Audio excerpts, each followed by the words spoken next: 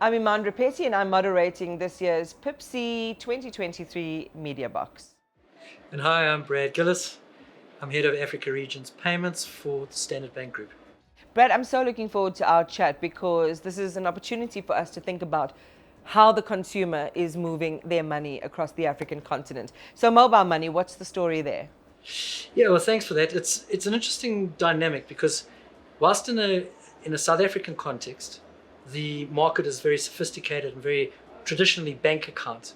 The rest of the continent has seen a very different transformation into what we call mobile money and wallets that service the retail banking needs or retail transactional needs of the consumer. So typically what a consumer does is they will have a cell phone and a cell phone wallet, and they will use that wallet to be able to transact daily, either send money to their families, and they can do that cross-border now, or in fact being able to pay for goods and services at the retailer, on the corner.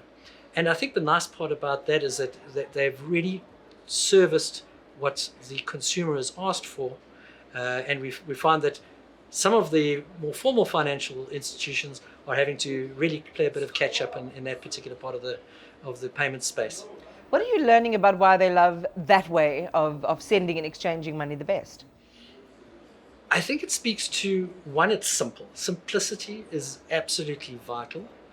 There is probably a degree of cost benefits, although I think cost is one that still there's still some margin there, but the one that really transcends everything else is that they do it at the place right down the street from where they live.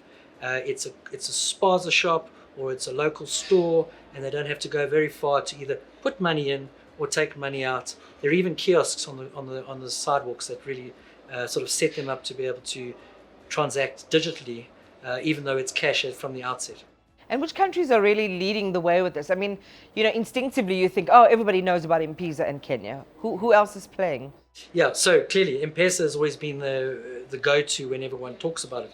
But in reality, the M-Pesa is pretty isolated to Kenya. They've got inroads in other markets. Other markets have seen MNOs or mobile network operators, as we call them, like MTN in Ghana, MTN in Uganda, for instance, Zimbabwe, there's EcoCash. And in other markets, for instance, in Zambia, you find actually there's a sort of a multitude of mobile network operators all competing, which is probably a better outcome because then the competition for services and to provide the service to the consumer is far more relevant. What's important though is that you still need to ensure that interoperability is possible between these wallets, but also between bank accounts, because there is always a need to have a bank account to support either at a corporate level to the mobile network operator, but also where a consumer, and particularly a small to medium-sized enterprise, and often a consumer also has their own small to medium-sized enterprise, wants to be able to get into the formal banking environment. And so that transition between mobile money accounts, which we call it, and a bank account, if it's seamless, gives them real access to financial services. So what you're suggesting is, these configurations will still always need a bank in certain cases. The case of making sure that it's not just boundary based around limited financial services. Great offering, but if you're wanting to offer further financial services, take for instance a trader who has got a great presence, starts building up the ability to showcase that they can grow, that they run a strong business, but they just need a little bit more capital to be able to open up, in the next town. And that means that they will need to have some digital footprint, and a bank would want to be part of that equation as well. Probably the better party to go to from a credit extension and a facilitation point of view than just a basic wallet and probably a fairly short-term microfinance arrangement. Well, in that case, how does it interface with the concept of cross-border payments?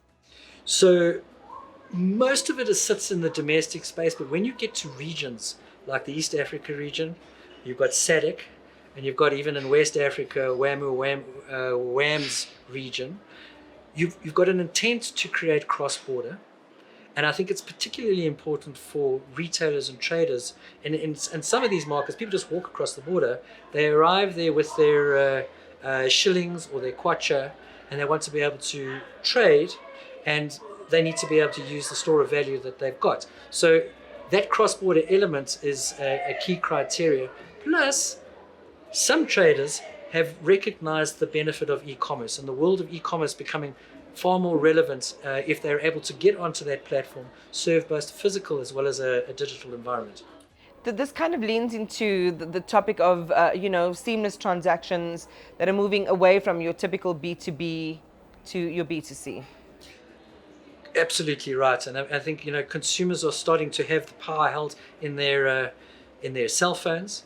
The important part, though, is to make sure that the rails that are servicing these consumers are seamless to the individual, but not causing clutter. So there are a lot of these rails. We call them payments rails, and what you want to make sure is that efficiency is translated into the cost benefit to the customer, and the customer has a one-stop shop. So they don't have to go onto each rail individually.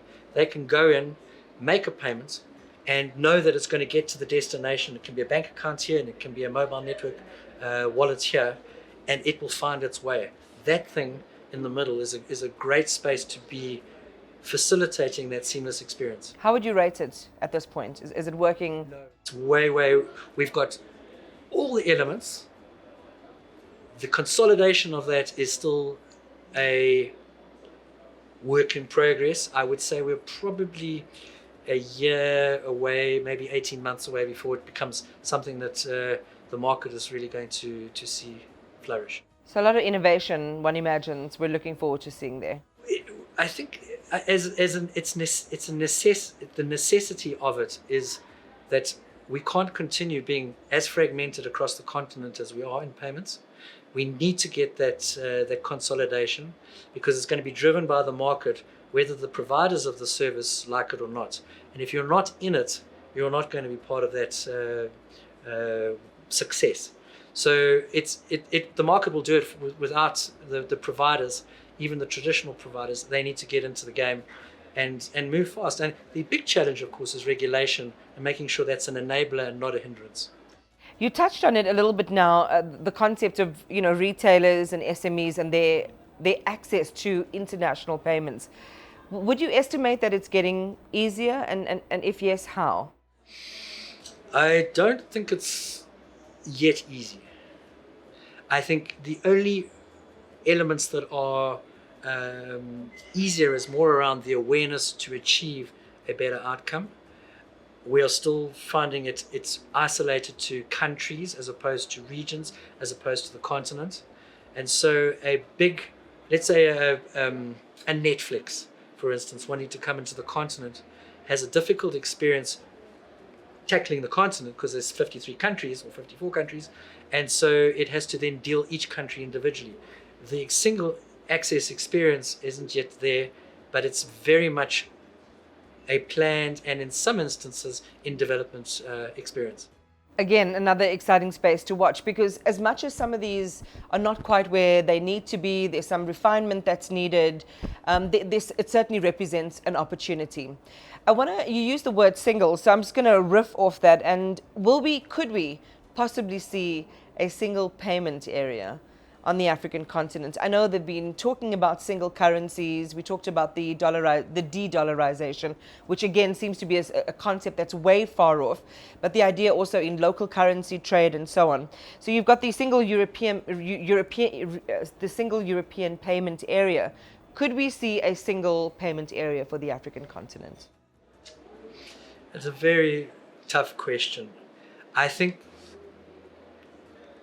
the concept, the intent, the result of something like that would be phenomenal for Africa, for the continent. Do I think it's possible? Yes. Do I think it's probable? I think that's on the low side. I think pockets will emerge if we get traction in a particular region with a single payments capability. I think other participants will then join because of the call it the tipping point. We've then got critical mass.